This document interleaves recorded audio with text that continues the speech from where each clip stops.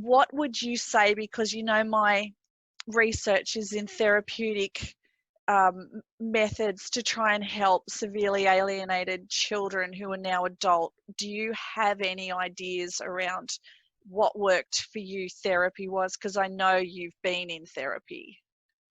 Well, I didn't really attend therapy to deal with parental alienation and those No. senses of isolation. So Yep. isolation from that parent. So I really can't speak from there. What I think that I found that did the best for me was to find a partner who identified me as a person, not the behaviors that I exhibited. She believed in me and accepted me for what I was. But she also actively said that you could lead a better life. I think it was just getting some form of compassionate awareness that you don't have to live the life that you're living and that you could do better if you wanted to. I wasn't forced, but I became to want to be a better person. So you've got to choose to walk into that space. You must. You must. You can't have it forced upon you. You're just going to build up resentment. You're just having someone else, maybe it's not the alienating parent, you've got some do-gooder, I'll call them, telling you what you should be believing. And then that's, if you're not susceptible to that, if you're not willing to accept that into Willing your life, participant. yeah, Well, you just something you got must someone have else alienating you. Yeah, you must have obviously needed, or the message resonated with you, that what she was telling you was something that you needed to hear. So Yeah, I think you were if attracted to that, and that helped. That is probably what helps you make that transition where you want to be a better person, or you want to, do something different than what you were led to do. Yeah, I think even as a child, though, I knew that some of the things that my father was saying were not true and that they were just angry outbursts and they were, disparaging just for the sake of being disparaging, whatever nasty things he could say. So I knew as a child that these things were not true. But I think I had to be, I suppose, an adult to understand that what he was saying was true, but believe that they're not true. And then to look at my mother as a person, she's a very complicated person. She's also a very simple person. Said, we as human beings, we can be very, very simple, but we're also very complex. Like I said, she left, Absolutely. but the complexity is what you just alluded to. There was so many other things going on in her background. I mean, the relationship with her mother, the fact that she didn't know who her father was. She only found out that the person that she thought was her father was not her father when she went to get my birth certificate, when she went to register me at birth, because she couldn't find her own birth certificate because the name that she grew up with wasn't her name. So she found that out at my birth certificate time because she couldn't put her name on my birth certificate. She didn't know who her own father was. She didn't realize that the person that she thought was her own father was not her father. So we as humans are simple people, simple with our motivations, but the things that affect those decisions are so complex sometimes and so interconnected with so many other strings. We need to accept people and say, yeah, that's a very simple decision that she's made, but what was behind all of that? And accept us. That's a perfect message that you just shared with everybody, because what you're saying is that you have to look at the big picture, and we're, sometimes we can be so tunnel visioned, and a lot of people around us are still tunnel visioned, and we're trying to open up and understand. So by you having that understanding for your mother has probably helped you in your path to healing. So when other people are listening to this, they can hear you say, my mom might have done something, that you may not agree with, but I also understand why, which might help them think, well, maybe my mom had a reason, or maybe my dad had a reason. So that was really good that you shared that. Yeah, I think if you look at it, life's not Hollywood. The antagonist in the movie is not purely evil. The protagonist is not purely good. There is always something in background, some sort of motivation why they do this. This is, and we're, like I said, we're very, very complex when you look at it. And there's people behind all these stories. They're real people, and they might have done something that a lot of people may not agree with, but there's, Alyse and I talk about this quite often, that there's so much stuff that happens. You got to really get into all of it. Absolutely. And as I this said earlier, if your horizons are so limited by your lifestyle, you may not have the choices that when I look at some things, I can see maybe 15 different decision outcomes or methods to solve a problem. If your horizons are limited, you might see one, and Yeah, that's it's run about away. perspectivism, absolutely. And our perspective is not always, well, it's never the only perspective. Let's face it. Like you sit in a room, because I teach group therapy, sit in a room with 8 to 10 people, and you ask every single one of them, what's your perspective on this object in the middle of the room? And they'll all have a different perspective. And we need to be able to hear each other's perspectives and listen deeply instead of correcting each other. My perspective's right, yours is wrong, it's not about this. We're seeing too much fighting, we're seeing too much correcting of each other. We're not allowing for the empathy to come through. And with regards to what Shane said before, the DNA stuff, what you and I were talking about earlier, Dawn, with the parenting stuff over in America that's going on, and people not putting fathers on birth certificates or lying about who the father is.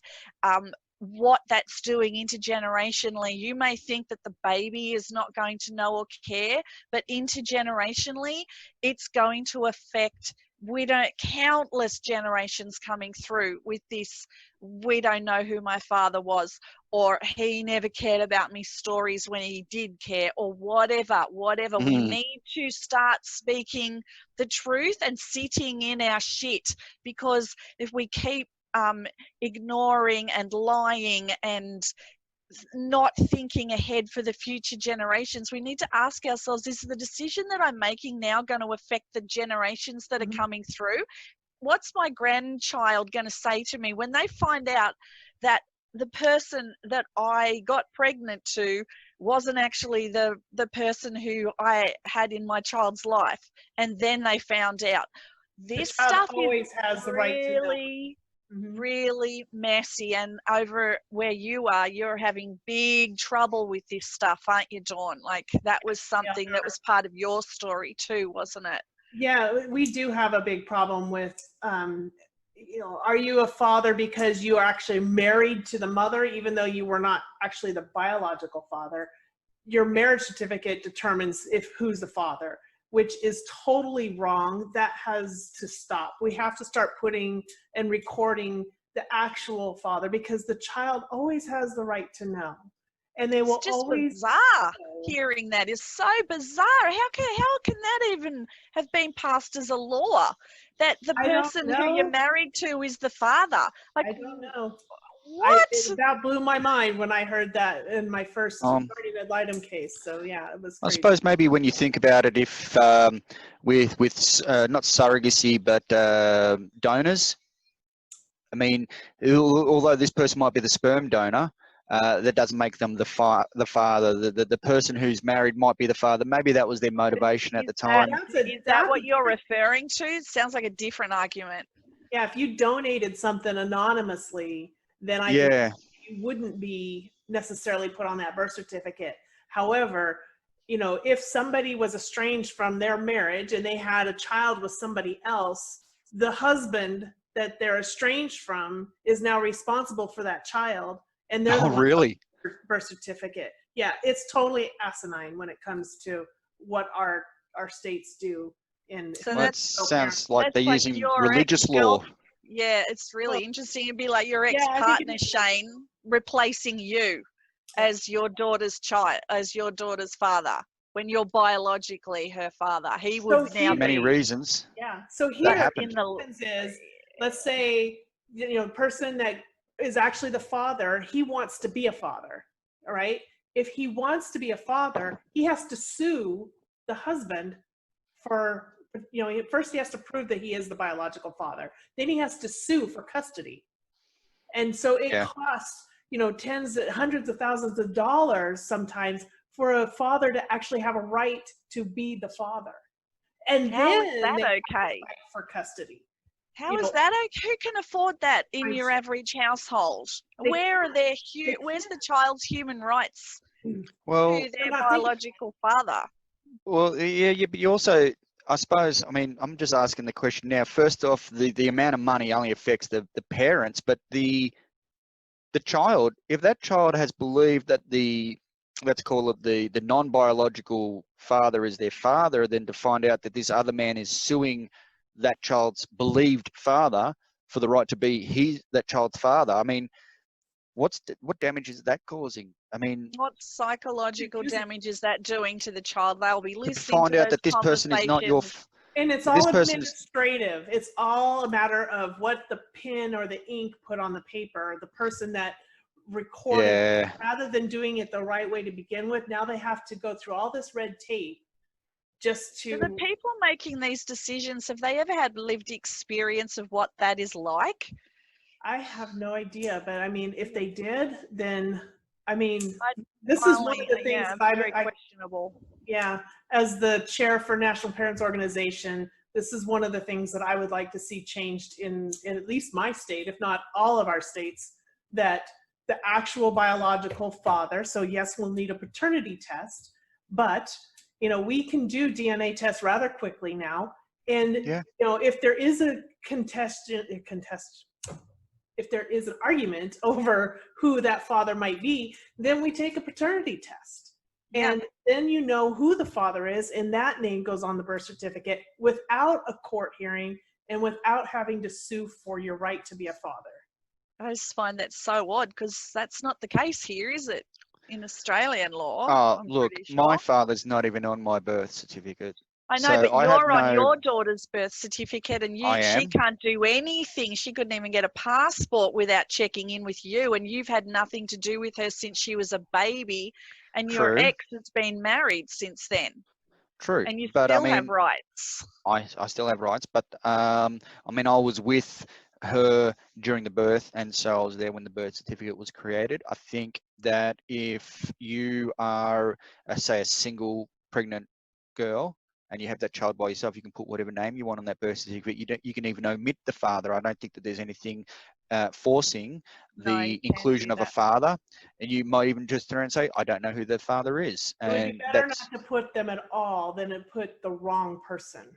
I would Yes, agree with yes. that too, for all sorts of reasons too, because especially if you raise the child believing that that's your child for 5, 10, 15 years, and then to find out that it's not your child, that heartbreak on you The and the devastation of child is that. it. Yeah, we have some really high profile or high, at least really well known cases going on right now where, for example, one person raised a child and then found out later that it wasn't his, but his ex has passed away. And now he thinks he's the sole parent, but the other parent, the actual biological parent, knows that he wasn't. So they knew that he wasn't actually the child's father, but they let him raise him anyway. They let him pay child support. And now that he thinks that he's the sole parent left, now he had to go to court and he lost custody of this child to the actual father. The actual father that actually let him pay for the child and think Oh that he my was the gosh. father, won custody, and now he gets paid the child support from the father that they duped this whole time. He has to pay the biological father child support. Is that That's how because he's on the crazy. birth certificate? I'm not sure if that's why. That's that's all sorts of messed up, and it's It is. unjust. It's It is. absolutely unjust. Tragic, No. tragic. Not to mention the cost of the psychological treatment that this child adult transitioning through life will have to pay if they choose to get it or whether they don't. What is their life going to be like not knowing that? Because we see in your mother, Shane, like the huge hole. She doesn't even now know who her father is or No, she's never anything. met him. She knows Never his met name, him. but she also has no desire to meet him. You know. Well, But that's also Probably we can terrified see. to step into that space too in case she gets re-abandoned. Like there's a whole other conversation there too. I think for kids though, one of the things when you hear a lot of kids saying, I really don't care, you grew up thinking, oh, I really don't care. You don't know what you don't know. So by Yeah. That's right. saying, I don't really care if I ever met him or I don't want to meet him, you don't really know that that's your answer, because you It can have be a curiosity. self-preservation. Yeah. Yeah. I do a lot of that. It's a way to avoid stepping into an emotional space that may not be to your benefit. It may not work out the way you want. It may not be the happy fantasy joy experience that you And have it's in your often not. mind. But it's worth So you just don't do it. considering and talking to other people like us. It's worth talking about it, at least in a safe space, to consider it. You know, you don't have to like go rushing back to that person, but you know, we could talk in a group, or, you know, try and help someone as they're walking through that decision, because it is a very personal, and it can be very scary. Yeah. Well, I've reunified with my dad. You did too, Dawn, and that space we are very familiar with, because I was 25 years alienated from my dad. You were 40, weren't you? Like something. 44 years. 44 years. 40. Unfathomable. Yep. So I get really upset with people that talk about, you know, well, the child shouldn't have to spend an hour in the car to go see dad, or they shouldn't have to, you know, get on a plane to go visit mom. Yes, they should. Yes, they should. They need to go spend that time. Absolutely. Absolutely. Yeah. I totally 100% agree. Unless Yeah, there's if you're talking about criminal stuff going on, no, but it's safe stuff. Yeah. If you're talking about an hour car trip every weekend, or every other weekend, let's say, so twice a month you go spend 2 days a week. So you're talking about 4 days a month, and you had to spend an hour to and from. So you spent 4 hours traveling to go see that parent. If you times that 4 hours times the entire year's worth, so you're timing that by what, 26. Then let's take the amount of time in years.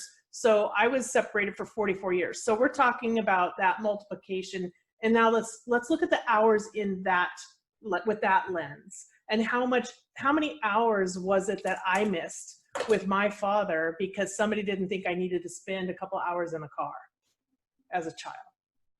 So I didn't have a relationship. Were you consulted in that, or they made that decision on your behalf? I wasn't consulted in that. And so they didn't ask you what you wanted. That was a recent case in Pennsylvania, that was the reason why they didn't want the law to be shared parenting, because children shouldn't have to be burdened with this. Well, they're burdened anyway. They're burdened one way or the other. I'd rather see them spend an hour in a car and having a relationship than going their whole. The long-term consequence is far outweighs that hour in the car. Exactly. Are they Who kidding? determines what the burden is? I mean, I know kids who travel further than that for school every day. Yeah, exactly. They stand out at the bus stop for 20 minutes, 30 minutes in the cold. So, I mean, come on, guys. Kids deserve to know their parents. And if one parent doesn't like the other parent, that's not the child's problem. That's not the child's problem.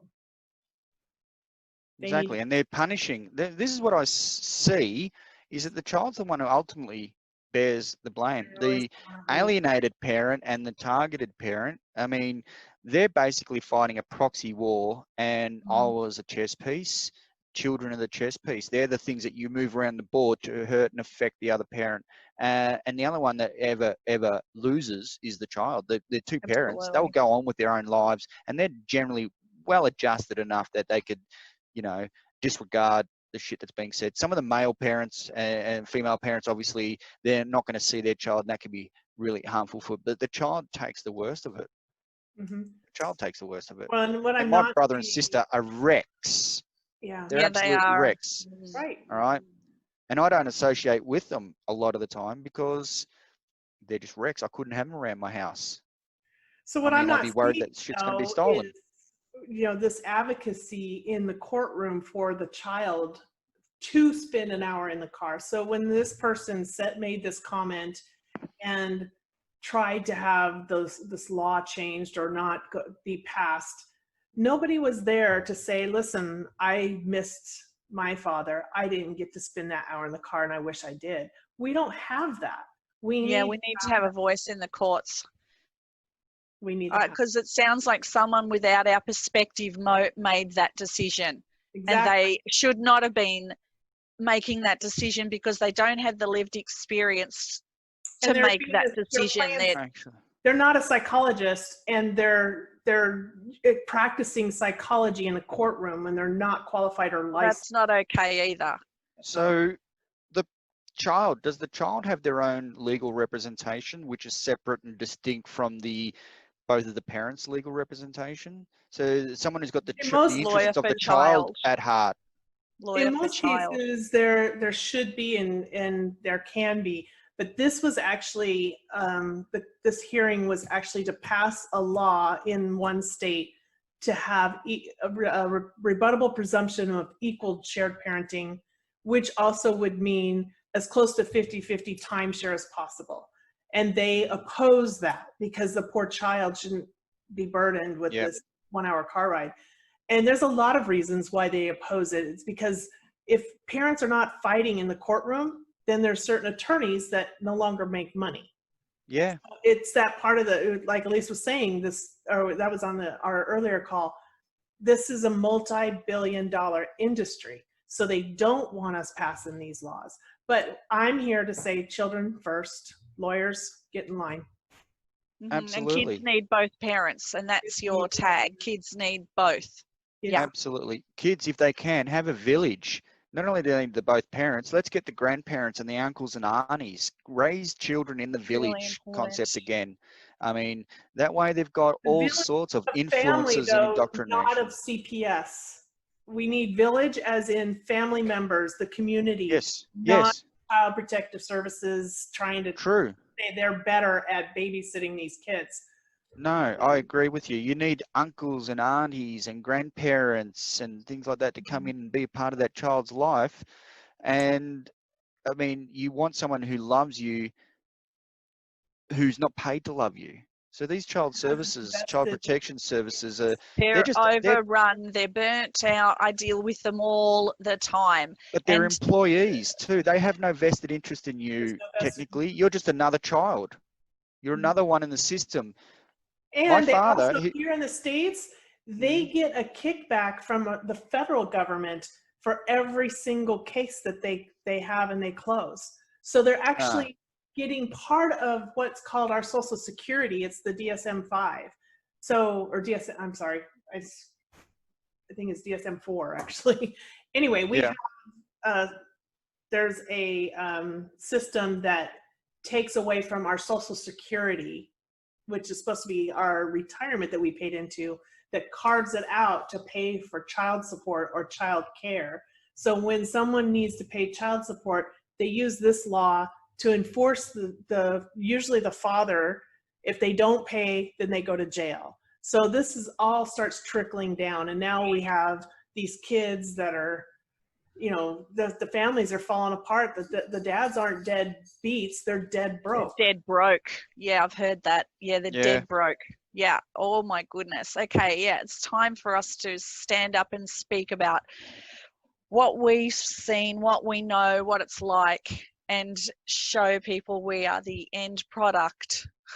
And maybe you guys and women need to really rethink what's happening out there. So on that note, do we want to finish and potentially pick up again another time? Because I know Shane's got to go to work. Yeah. So. Yeah, I'm actually more than willing if you ever want me back, and we can touch on whatever topic you like. I have no reservations. I've come to terms with everything a long time ago. I have no shame about what my childhood was like because it's something that happened to me, not that I instigated. So it's I'm not more than who happy to you talk are, about it's everything. something that happened to you. Yes, that's right. I was a child and I had no control. About having you is we have a lot of women that are coming forward, but we don't have a lot of men.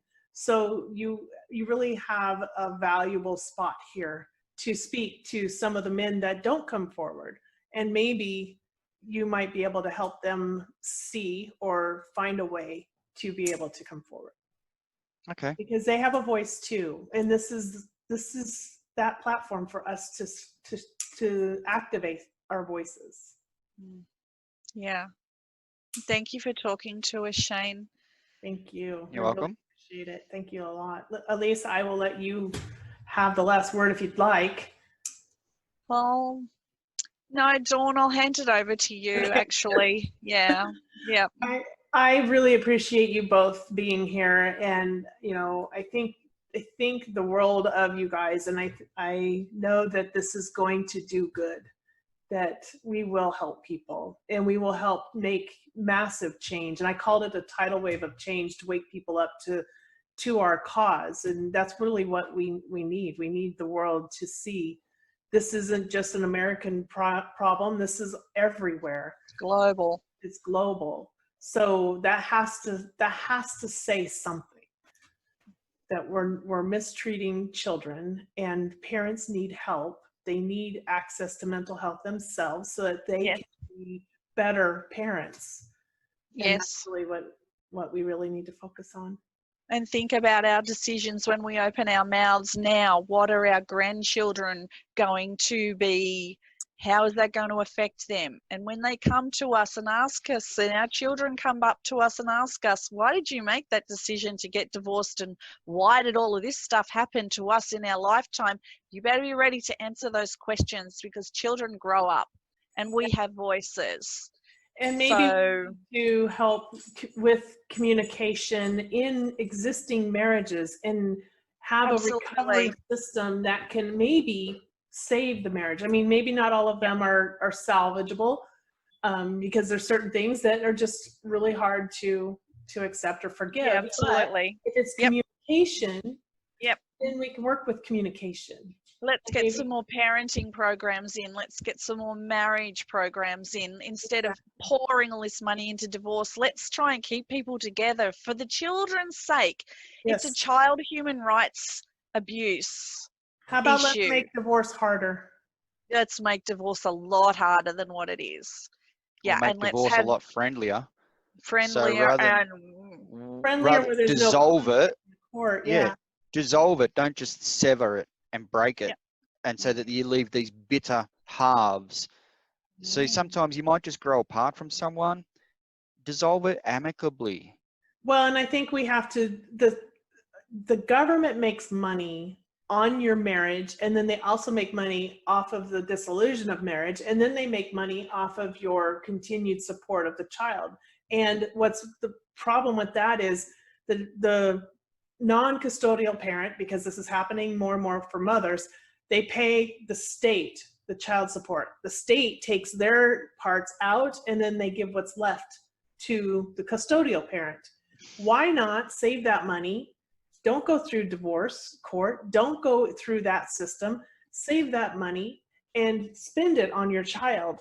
And you both make the decisions. You both try to have the same, equal households, trying to have the same quality as much as possible. And it's not going to be exactly the same all the time, but try to at least maintain a foundation for the child. And spend the money there. Don't spend it in court. Don't give the state the money that should go to your child. Or maybe we can just turn around and say, my child is not a taxable commodity. Right. All right. Well, I know we kept you far longer than we were supposed to, but I appreciate it. But it's what a story, Shane. And it's heartbreaking, but I really appreciate you sharing with us. And I definitely think we should do this again and continue on and see if we can help other men that are having they're in the same position, that has, similar situations there. And especially with adult survivors who have fathers who were the alienators.